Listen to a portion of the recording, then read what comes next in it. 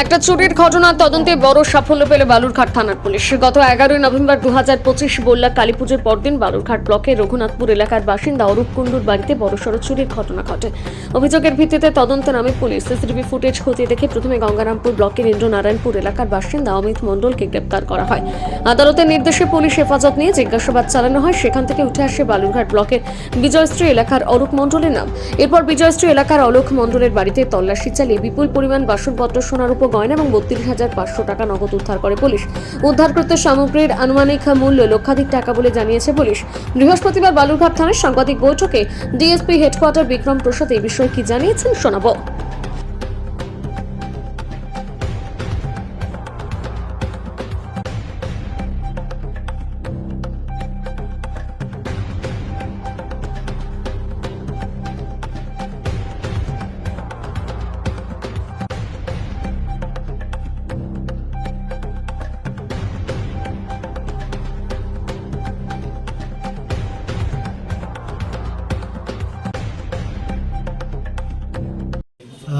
2025-এর 11/11/2025 তারিখে আমাদের বালুরঘাট থানার অন্তর্গত রঘুনাথপুর এলাকায় অরূপ কুণ্ডু বলে এক ভদ্রলোকের বাড়িতে বল্লা মেলার সময় একটা চুরি হয়।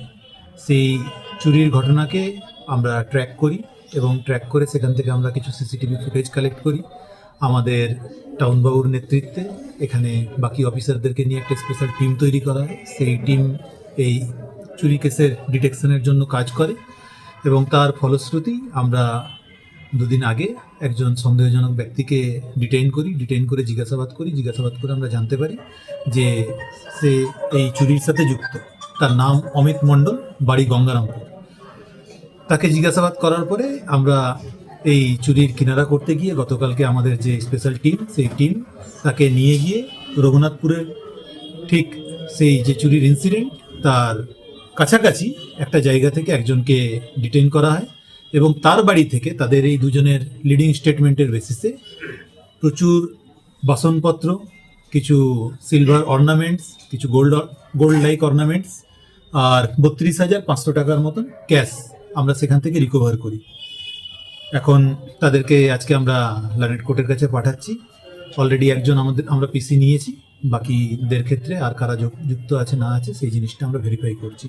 তবে প্রাথমিকভাবে জিজ্ঞাসাবাদ করে আমরা যেটুকুটা জানতে পেরেছি এবং যে জিনিসগুলো আপনারা দেখতে পাচ্ছেন এখানে চুরির জন্য বা বড় অর্গানাইজড ক্রাইম করার জন্য যে জিনিসগুলো ব্যবহার হয়, যেমন আপনাদের এই গ্যাস কাটার আছে, তাছাড়াও হ্যামার আছে, দা আছে, স্ক্রু ড্রাইভার আছে, এই ধরনের বিভিন্ন জিনিসগুলো কিন্তু তাদের পয়জন থেকে আমরা রিকভার করতে পেরেছি। কজন এখন পর্যন্ত গ্রেপ্তার হয়েছে? এখনো পর্যন্ত এই কেসে 2জনকে গ্রেপ্তার করা হয়েছে। মোট আনুমানিক কত টাকার মূল্যের জিনিস হয়েছে?